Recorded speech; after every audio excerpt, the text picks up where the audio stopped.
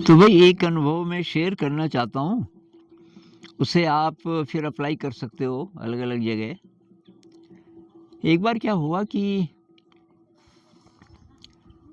एक एनजीओ था और उन्होंने एक बहुत बड़ा आयोजन किया, बहुत लोग बुलाए, ज़्यादातर यूथ और उनमें से बहुत सारे टीचर्स भी थे। मेरे ख़्याल से 18-19 साल से लेके करीब 35-36 साल तक के लोग थे, लड़के-लड़कियाँ। और मुझे उन्होंने कुछ दिन दिए थे कि आपको क्रिएटिविटी मुख्य विषय था। क्रिएटिविटी पर आप जो कर सकें इन लोगों के साथ।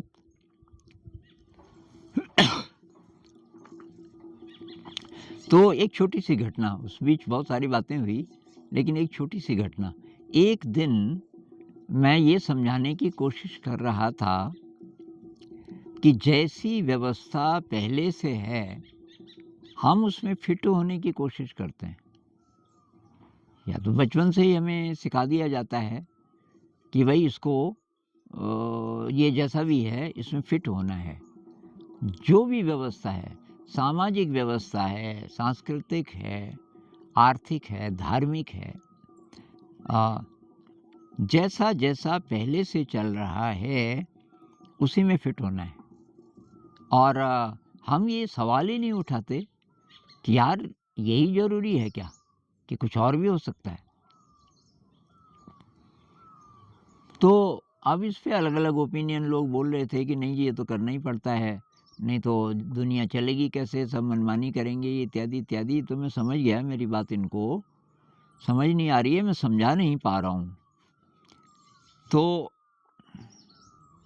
बस बात ये थी, मुख्य प्रश्न ये था कि जो एग्ज़िस्टिंग सिस्टम्स हैं, हम उन्हें चुनौती देने की शक्ति क्यों नहीं रखते? क्या पहले हमें दिखता भी है कि भई इसमें ये गड़बड़ है सिस्टम में और इसको शायद ठीक किया जा सकता है?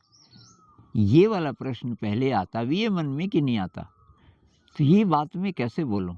तो ख़ैर मैंने एक एक्सरसाइज़ दे दी उन सबको, छोटे-छोटे ग्रुप्स बना के और कुछ दे दिया काम जो कि मैं समझ गया आधा घंटा लगेगा इनको। फिर मैंने कहा इस पे प्रेज़ेंटेशन करना छोटी-छोटी और मैं बाहर चला गया। क्योंकि मैं इस बात को समझाने की कोशिश करना चाहता था कि भई जो एग्ज़िस्टिंग सेटअप है, एग्ज़िस्टिंग सिस्टम है, उसकी लिमिटेशंस हमें कैसे दिखेंगी? और अगर दिखेंगी लिमिटेशंस तब तो शायद हम कुछ सोचेंगे भी कि भई कैसे इस सिस्टम को बदला जाए, क्या किया जाए? तो मैंने वो कैंपस का एक चक्कर लगाया, थोड़ा मैं किचन में भी गया, तो वहाँ और लोग थे, खाना वगैरह बन रहा था। मैंने कहा भई क्या हाल है? वगैरह-वगैरह, खाने में कितनी देर है? उसके बाद लंच था। घूमते मुझे एक टेबल मिली।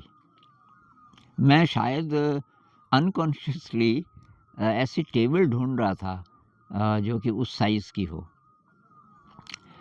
तो मैं फिर वापस आ गया और मैंने 2 कैंडिडेट्स को भेजा। मैंने कहा यार वो छत पे एक टेबल है, उसको लाना, मुझे यहाँ पे चार्ट चिपकाना है ज़रा। तो ये अब आप इमेजिन करो कि ये दरवाज़ा है। दरवाज़ा इतना चौड़ा है और वो टेबल इतनी चौड़ी थी, दरवाजे से थोड़ा कम। और फिर जो गैप जो बच रहा था, वो 1 फुट से भी कम था। मतलब आदमी सीधे नहीं चल सकता था, थोड़ा स्क्वीज़ करके, थोड़ा टेढ़ा होके वहाँ से निकल सकता था। तो मैंने कहा लगाओ तो इसको, टेबल को। तो उन्होंने लगा दिया। फिर मेरे पास एक पुराना पोस्टर था जो मैंने शायद 1 दिन पहले बनाया था। मैंने कहा इसको चिपकाना है। अब उस पोस्टर को तो जानते थे, चिपकाने की ख़ास ज़रूरत थी नहीं। तो पर उन्होंने सोचा कि अच्छा अब इसके बारे में बात करना चाह रहे होंगे अगले सेशन में, तो उन्होंने टेप वगैरह ली और उसको ऊपर चिपका दिया। फिर मैंने कहा थोड़ी देर में इसको निकालना भी है मुझे, तो ये टेबल को छेड़ना नहीं, इसको रहने दो क्योंकि मुझे निकालना है अभी थोड़ी देर में। और मेरा टाइमिंग ऐसा था, वो मैंने किचन में पता कर लिया था कि घंटी कब बजने वाली है खाने की। जैसे ही वो चिपका, 1 मिनट 2 मिनट के अंदर खाने की घंटी बज गई। इधर मैंने बोल दिया था टेबल को छेड़ना नहीं, मैं इसको निकालने वाला हूँ। तो मैंने देखा सब उस गैप में से निकल रहे। वो 1 फुट से भी कम, शायद 10 इंच का गैप रहा हो, उसमें से सांस रोक के वो निकल रहे थे और खाना खाने गए। तो फिर अभी 1 डेढ़ घंटे बाद हमको बैठना था। उस 1 डेढ़ घंटे में भी कुछ लोग अंदर आए, कुछ काम करते रहे। तो जितनी बार वो आए उसी तरीके से आए, क्योंकि मैंने बोला था टेबल हटानी नहीं। अब दोबारा से जब शुरू हुआ सेशन पोस्ट लंच, तो ये सब लोग आए। इनकी संख्या मेरे ख्याल से तो 60 से ज़्यादा थी। हर एक एकदम स्क्वीज़ करता हुआ वहाँ से अंदर, और हॉल में सारे जब बैठ गए ठीक ठाक, उस टेबल को मैंने अभी रहने दिया। अभी मैं जो विषय बोल रहा था मैं उसी पे बोलता गया कि क्या-क्या विकृतियाँ हैं अभी हमारे सिस्टम्स में, और वो दिखती भी नहीं हमको, कैसे दिखेंगी। फिर मैंने कहा क्या ये हमारी टेंडेंसी है? अब इंटेलेक्चुअली हम डिस्कस कर रहे हैं तो हमें समझ आ रहा है कि ये कमी है, ये कमी है, लेकिन हमें डायरेक्टली कमी ऐसी दिखती है किसी भी सिस्टम में, किसी भी व्यवस्था में? नहीं दिखती तो क्यों नहीं दिखती? उन्होंने कहा बात समझ नहीं आई। मैंने कहा भाई आप यहाँ से बाहर निकले, ये टेबल रखी हुई है दरवाजे पे अड़ा के, जो गैप है 1 फुट से भी कम है। आप कई बार तो एक ही व्यक्ति कई बार गया बाहर और अंदर। मैंने कहा बाहर भी गए उसी तरह, फिर अंदर भी आए, और इस टेबल को यहाँ हो गए करीब 2.5 घंटा, कि वो तो आपने बोला था कि हटाना नहीं है। मैंने कहा क्यों नहीं हटाना? तो कुछ लोगों को शायद ये भी पता नहीं था, उनको ये बात तो पूरी याद नहीं थी कि क्यों नहीं हटाने की बात। किसी ने बोला कि नहीं आपने बोला ना इसको उतारना है। मैंने कहा कब उतारना है? क्या दोबारा नहीं लाई जा सकती थी ये टेबल? आपके दिमाग में ये बात नहीं आई कि असुविधा हो रही है बाहर अंदर जाने में और इतने सारे लोगों को? आप मुझे बोल सकते थे कि आनंद जी ऐसा हो सकता है कि इस टेबल को थोड़ा हटा देते हैं। जब आपको वो पोस्टर निकालना होगा उस समय फिर लगा देंगे इसको।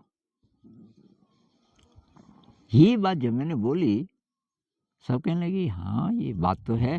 तो मैंने कहा ये सिस्टम है। किसी ने किसी कारण से एक सिस्टम बना दिया कि ये टेबल यहाँ पे रहनी चाहिए। कब तक रहनी चाहिए? जब तक ये नहीं निकल जाता। क्या तब तक इस टेबल का यहीं रखे रहना ज़रूरी है कि इसको दोबारा लाया जा सकता है? क्या इस पोस्टर को निकालने के और भी तरीके हैं कि यही टेबल है? कोई सीढ़ी भी तो हो सकती है, और भी तो तरीके हो सकते हैं।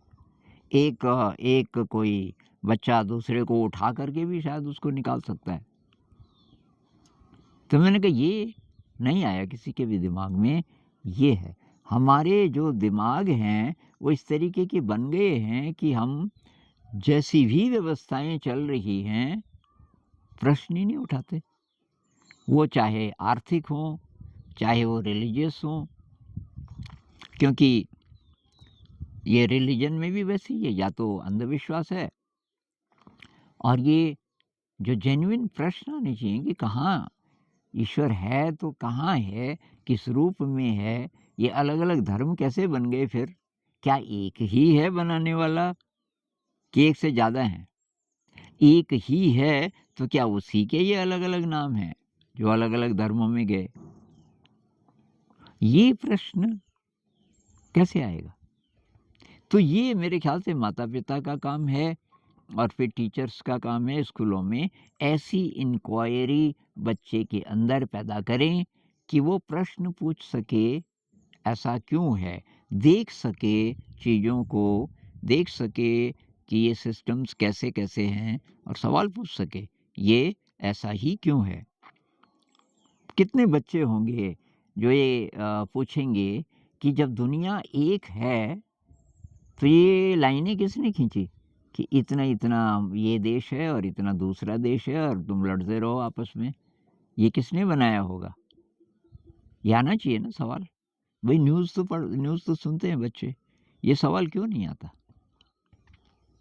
जब क्रिकेट का मैच होता है और एक देश जीत जाता है, वो तो बहुत जय-जय करते हैं अपने लोगों की, और जो दूसरा देश है वो बहुत उदास होते हैं। दूसरा देश जीत गया, बहुत अच्छा खेला, हम उनको एप्रिशिएट क्यों नहीं कर सकते? कि भाई बात तो खेल की है ना, उन्होंने अच्छा खेला। तो ये मेरा है, ये मेरा नहीं है। बहुत गहराई से भर दिया। ये मेरा धर्म है, ये मेरा धर्म नहीं है, और जो मेरा नहीं है वो दुश्मन है। ये इनडायरेक्टली और कभी-कभी तो डायरेक्टली भर दिया जाता है। तो ये बच्चे की जो सोचने की शक्ति है, प्रश्न पूछने की शक्ति है, वो मेरे ख़्याल से ख़त्म हो जाती है। तब वो बहुत संकीर्ण बन जाता है। संकीर्ण ज़िंदगी की डेफ़िनिशन बहुत ही ज़्यादा संकीर्ण हो जाती है, इसलिए डर लगता है। एंग्ज़ायटी का एक बहुत बड़ा कारण ये भी है, ऊपर से फिर कॉम्पिटिटिव एग्ज़ाम है।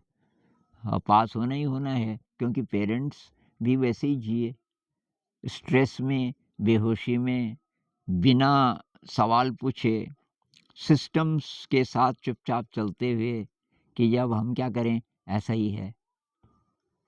तो अभी ज़रूरत है बच्चों में नई इंक्वायरी पैदा करें, बच्चों को डल न होने दें, क्योंकि आने वाले समय में मनुष्य जाति का जो भविष्य है वो इन्हीं इन्हीं बच्चों पर निर्भर करता है। हम जो पेरेंट्स हैं, थोड़ा जागें, थोड़ा जागें, थोड़ा सोचें बच्चों को किस दिशा में ले जाना है।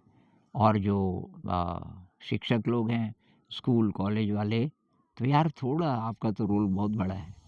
आप गवर्नमेंट सिस्टम में हो, प्राइवेट सिस्टम में हो, कितने भी प्रेशर हैं ज़िंदगी के, लेकिन यार ये काम, क्योंकि आपके साथ हैं बच्चे और आपकी बात मानते हैं, आप अगर बहुत गहराई से उनके साथ ये करो एनालिसिस कि भई आप पता करो क्या है, क्या सही है।